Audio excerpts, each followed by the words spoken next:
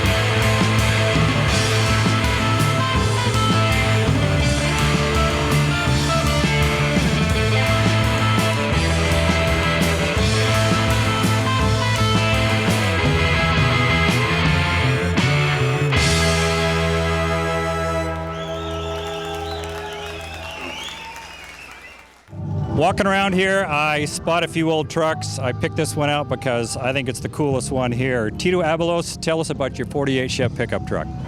Okay, this truck here, I'm from the city of Pasadena, the city of Roses, Pasadena. This truck here was built between me and my dad. It took us 10 years to build. Basically, it has a lot of accessories on it, over 51 different accessories, from air conditioning to spotlights to little knickknacks. The color of the truck is a burgundy. It's a 2002 Accord burgundy.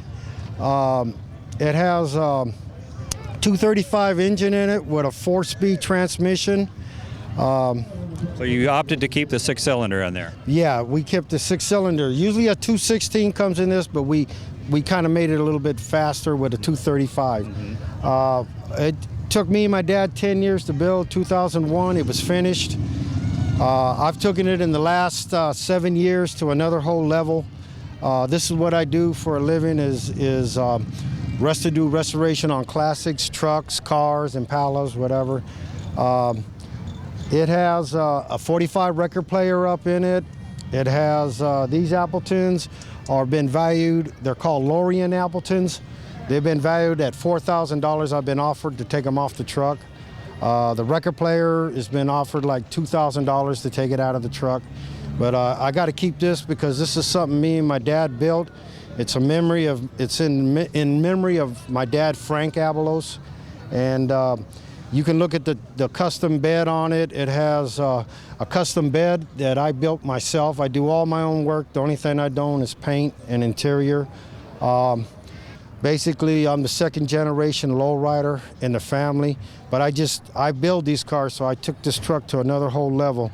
And I know my dad is up there right now looking down, proud of me of this truck. That's great. Here at the show, you've got the bombs, you've got the lowriders. Of all the cars, all the vehicles that are here, I'm only seeing, what, 3 or 4 or 5 pickup trucks. Are they not as popular, or are they more difficult to find? Yes, well, what is it? You know what, this is how I figure. If a real man has a truck, if he's a working man. And what is it, a truck? What is it? No, they're not really that hard, but there's some people that like trucks. Some people like Impalas. I have an Impala too, so you know what I mean. But the truck is just something that it's more macho, you know. And you have, what'd you say, 52 accessories on this? Yeah, there's over 52 accessories on this car. Everything from just little knickknacks that usually don't come on these trucks. If you look at other trucks, they have so many, but some of these accessories cost you up to the hundreds, $500–600 for just the original accessory. What's the one accessory that you really, really want that you don't have on it? Hydraulics. I'm gonna put it in the next year. I'm gonna put hydraulics. Some people say, why don't you put the airbags? But the theme of the truck is old school, 48 old school, and old schools didn't have airbags. We had hydraulics. That's my next step on it. Well, Tito, I hope I see it after the next step, and thank you very much for being on the Vintage Vehicle Show with your great... In fact, another accessory can be a DVD player where you're running an episode of the Vintage Vehicle. Yeah, that's okay. Yeah. We're here with Eddie Robledo, and Eddie, if there is a trophy for the greenest car here, you're going to get it. This is hurt your eyes green. Yeah, I mean, it's a pretty standout color. Your 64 Chevy Impala, give us a little of the history on it. Well, I've had it around 10 years now.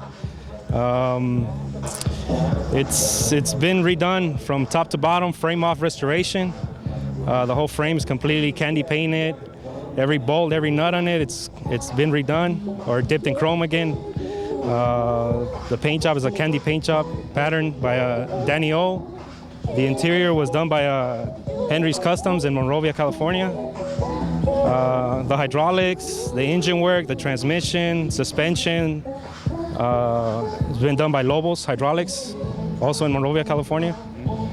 And the hydraulics in this, a question I have about these that this may be the first time I've asked it, is you're going up, you're going down, you're going up, going down. At what point does the car say, I'm tired of doing this, and you start having some structural problems? Well, I mean, this car, there's different types. The setup in this car, it's for basically basic street use, just goes up and down. It has 10 batteries. As long as you charge the batteries, usually once a week, the hydraulics, it'll last for a long time.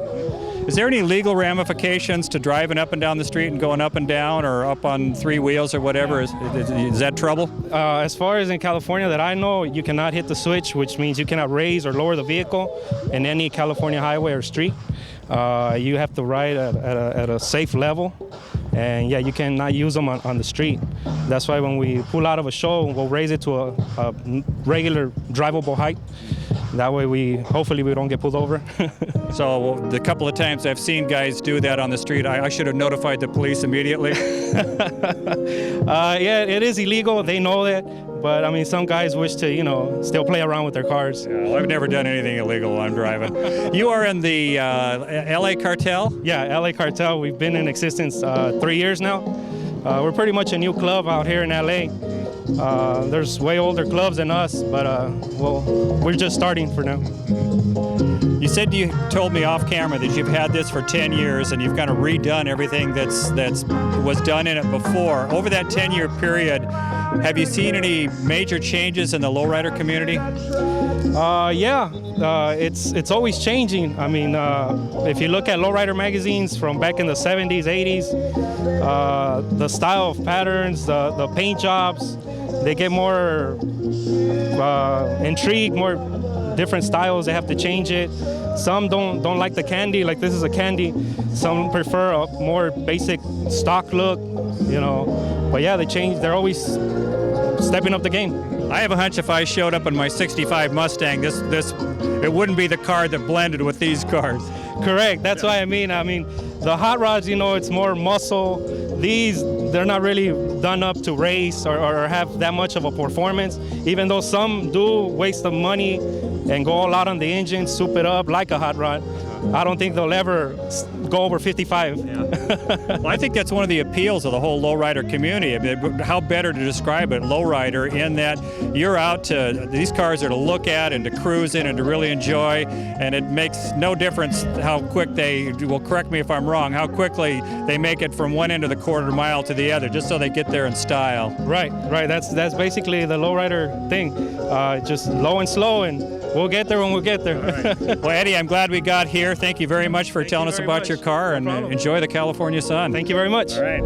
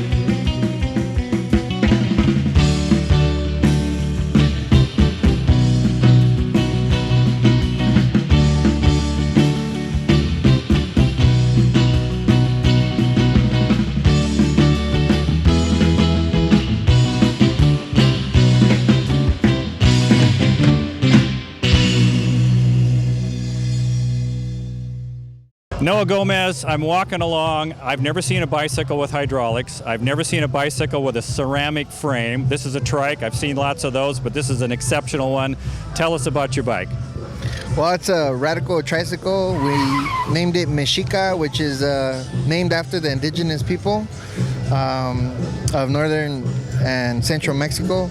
It's fully custom. Nothing on here is store-bought. I had most of the parts made in Los Angeles, and then we went ahead and engraved them and then send them back to the chrome shop for they could gold plate them as well as chrome plate them. And then we took it to a pinstriper, Danny, in Baldwin Park, California, and he helped me with the frame modifications.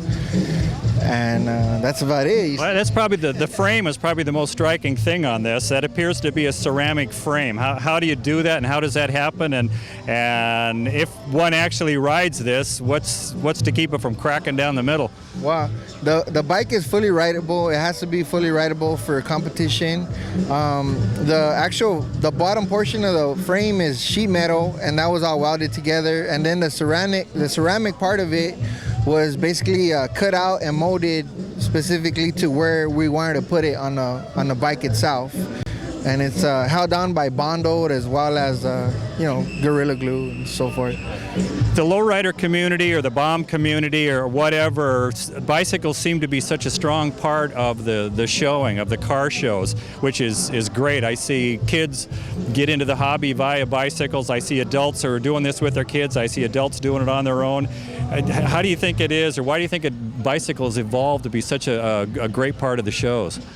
Well, I myself, I got a car right now, but I started with the lowrider bikes. So I think it's just a great stepping stone for the kids to get involved with their fathers, their uncles, big older brothers. So this is how I started. This bicycle started off as a regular tricycle, and we just kept on, taking it to another level. And we're still not finished with it, believe it or not. So, well, what's left to do? It's just some accessories, probably make a steering wheel, lights. We're gonna put a stereo system with TVs in it, and then we're gonna mural it some more, and then we're gonna make the scissor lift in the rear end raise up with the actuator. So we're getting ready for the Las Vegas Super Show in October. It's kind of like the end of the year mother of all car shows. Well, for the lowrider community, yeah. So the bicycle portion of the lowrider community, are you just hand in hand with everybody else in the show, or do you kind of run with? You've got your own clubs and your own gatherings. Yeah, there's different bike clubs. I'm myself. I don't belong to a bike club or a car club. There's different steps. There's original class, street class, mild custom, and then with this is a radical modification. So it just takes its course. Everybody's different. So I went with this theme. I took it to another level, just for I could compete with the Las Vegas show bikes. Which is mostly all the bikes are in there are radical custom classes, as well as the cars. The cars are, pretty $100,000-$200,000 cars in there. Yeah, it's well, expensive. I guess you don't have 200,000 in this, but I bet you got a lot in it. So Noah, thank you for taking the time to be on the Vintage Vehicle Show. It's a beautiful Trike. Thank you very much.